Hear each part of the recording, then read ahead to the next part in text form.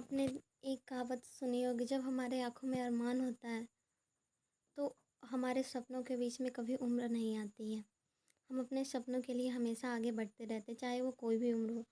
हमारे सामने बहुत सारे ऐसे लोग हैं जो इस चीज़ का उदाहरण बने हैं कि जिन्होंने अपनी ख्वाहिशें जब उनकी उम्र थी उस वक्त फैमिली कंडीशन या फिर अन्य किसी कारण से ना पूरा कर पाने के बावजूद वो उस कंडीशन में अपने सपनों को पूरा किया, जहाँ पे सभी लोग ये सोचते थे कि नहीं, इस कंडीशन में आके हम अपने सपनों को पूरा नहीं कर सकते। आज भी हमारे समाज में ऐसे लोग हैं जो या तो हायर एजुकेशन पाना चाहते हो या फिर उनके अन्य बहुत सारे ड्रीम हो, मगर मगर वो जब उनकी एज 50 एबव 60 एबव हुई, उसके बाद उन्होंने हायर एजुकेशन प्राप्त किया और ऐसे लोगों के लिए मिसाल बने जो उन लोगों के लिए जो आज भी कहते नहीं हम कुछ नहीं कर सकते, उन लोगों के लिए ये एक तरह से मिसाल बन के आए हैं। ठीक है, तो आज हम इसी टॉपिक पे बात करेंगे, उम्र नहीं है बाधा।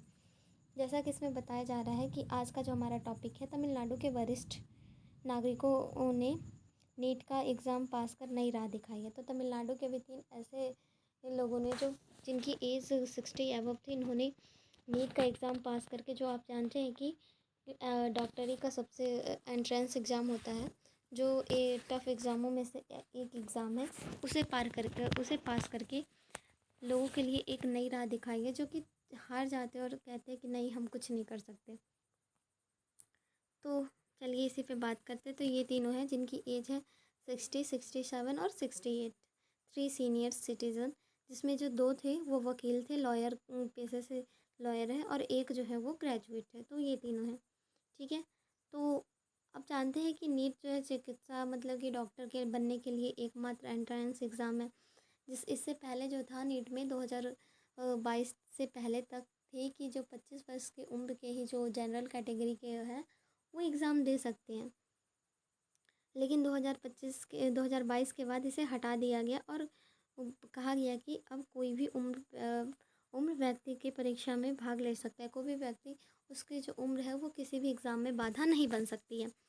इसी के साथ अब देखेंगे कि अधिकतर जो बच्चे हैं वो 17-18 वर्ष की आयु में ही नीट देने की सोचते हैं। वहीं पे कुछ ऐसे लोग भी हैं जिन्होंने 60 एबव हो के नीट दिया और यह साबित कर दिया कि उम्र जो है एक संख्या है।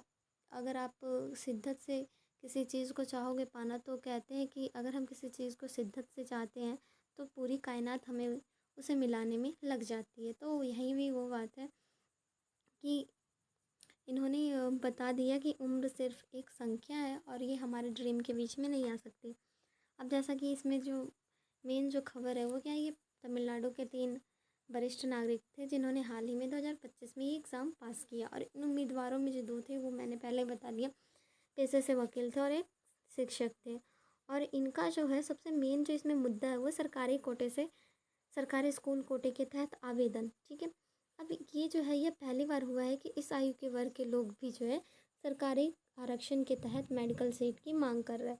अब ये जो इसमें मुद्दा आ रहा है कि ये इस आयु के होने के बाद होकर भी मेडिकल सीट के लिए मांग कर रहे हैं, और इस खबर ने पूरे देश में शिक्षा आरक्षण एवं उम्र से जुड़े नए नियमों पर बहस को जन्म दे दिया है। ठीक है, अब 7.56 सरकारी कोटा क्या है? तो ये तमिलनाडु सरकार के द्वारा बनाया गया एक स्कीम है, जिसके अंदर ऐसे लोग जो अति पिछड़े हो, जो अपने ड्रीम को पूरा ना कर पाए हो, जो आर्थिक रूप से कमज़ोर हो, वैसे लोगों के लिए, और सरकारी स्कूल में पढ़ते हैं तो उनकी तरफ से 7.5% आरक्षण उन्हें दिया जाएगा। आर्थिक सहायता मिलेगी MBBS और BDS में।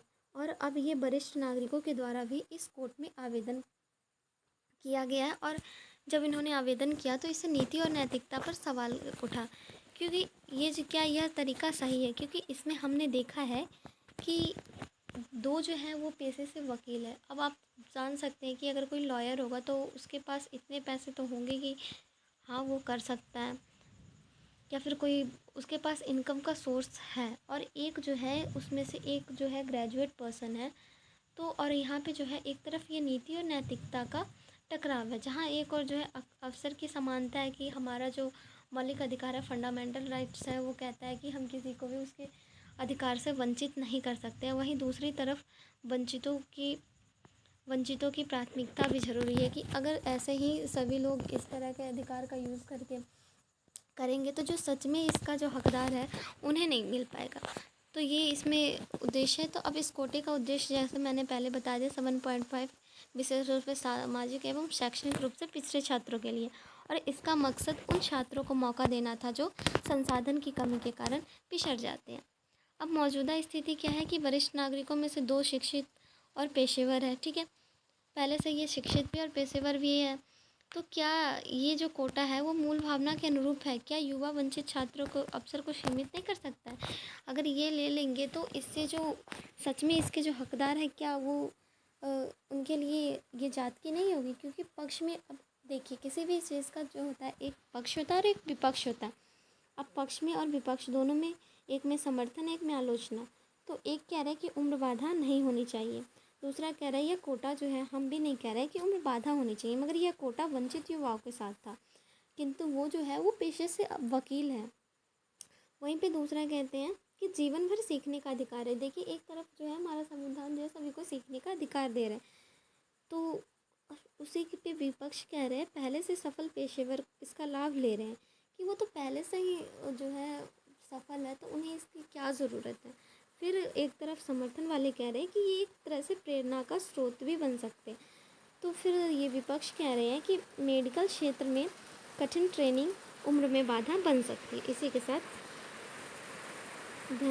अब यहाँ पे देखिए अधिकार प्रतिक्रिया व चुनौतियाँ सरकारी, ठीक है। तो इसी के साथ धन्यवाद। यहाँ पे कुछ चुनौतियाँ हैं, जैसे अधिकारियों ने कुछ वरिष्ठ आवेदकों के दस्तावेज़ों में तकनीकी त्रुटियाँ पाई, ठीक है, क्योंकि उनके डॉक्यूमेंट भी पुराने हो चुके हैं, जिससे कि जो पैटर्न है नीट जिस तरह के डॉक्यूमेंट मांग रही है वो उनके पास नहीं भी हो सकते हैं, जिससे वो आगे उनको प्रॉब्लम हो सकती है। दस्तावेज़ मिलान में समस्या, जैसे पुराने बोर्ड पैटर्न, ये भी इफ़ेक्ट आ सकते हैं। और नीति निर्माण में स्पष्टता की ज़रूरत महसूस की जा रही है, ठीक है।